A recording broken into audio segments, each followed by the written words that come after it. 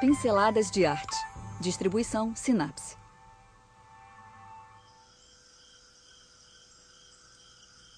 É noite. O muro de execução é uma simples pedra.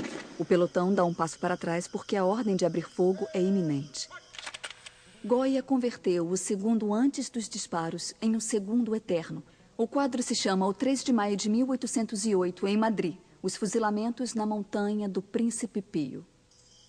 Os soldados estão de costas para nós, perfeitamente alinhados. Seus chapéus, seus uniformes de lã sem tingir, seus sabres... É evidente que são soldados franceses. Mas não vemos seus rostos, porque Goya quis convertê-los em máquinas de matar, frias e impessoais. Os soldados veem suas futuras vítimas graças à luz de uma lanterna. Não era necessário estar tão perto para disparar, mas era um recurso muito dramático. Outro recurso magistral foi organizar as vítimas apresentando simultaneamente o passado, o presente e o futuro. Aqueles homens assustados não podiam saber como era importante para a história da Espanha aquele momento em que iriam morrer. No dia anterior, o 2 de maio de 1808, alguns deles tinham participado do levante do povo de Madrid contra a ocupação francesa. Naquele mesmo dia tinha começado a Guerra da Independência, e muitos anos mais tarde decidiu-se que aquele era o dia em que a Espanha tinha entrado na era contemporânea. Mas que interesse tinha tudo isso para aqueles pobres homens? Eles eram simplesmente os protagonistas do dia seguinte, formavam parte da brutal represália dos franceses. Os soldados então prenderam todos aqueles que portavam uma arma. E é claro, esse critério era muito subjetivo, principalmente se as navalhas usadas para trabalhar também fossem consideradas armas.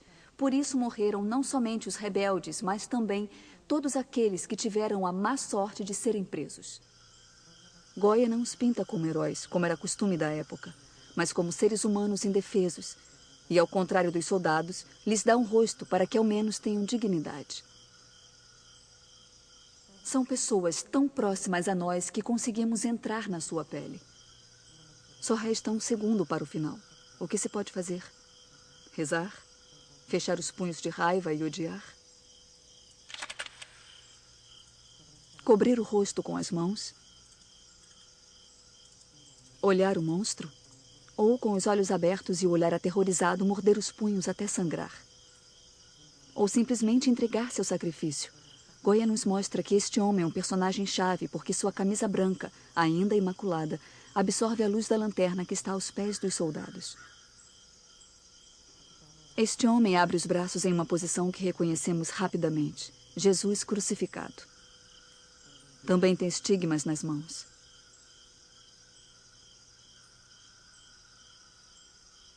Atrás, uma sombra desenha uma mãe com uma criança. São as alusões a Jesus e a Virgem que faz com que este quadro seja mais que uma anedota. O converte em um grito universal contra qualquer guerra. Talvez Goya também quisesse colocar no quadro alguma esperança e lembrava assim que, para os cristãos, o sacrifício de Jesus não foi em vão. Mas não há nenhuma dúvida quanto ao destino deste homem. Só é preciso ver o gesto do cadáver em primeiro plano.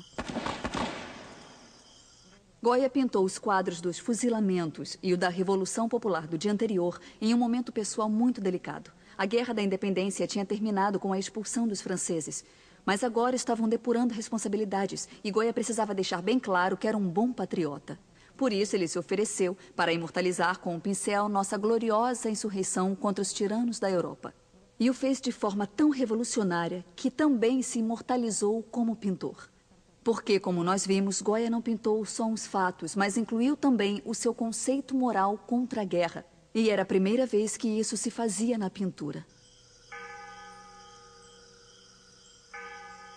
O pintor aragonês também convulsionou a técnica pictórica. Deu liberdade à luz e à cor. Sacrilégio. Não era mais necessário que fossem idênticas à realidade. O que Goya queria era nos transmitir o dramatismo e as emoções daquele momento. A cor se reduz à combinação de ocres e pretos para que as cores simbólicas se destaquem, o branco da camisa e o vermelho do sangue. Obrigada, Goya, por estas pinceladas de arte. E já sabem, vocês têm um encontro com os fuzilamentos do 3 de maio de 1808 no Museu do Prado de Madrid.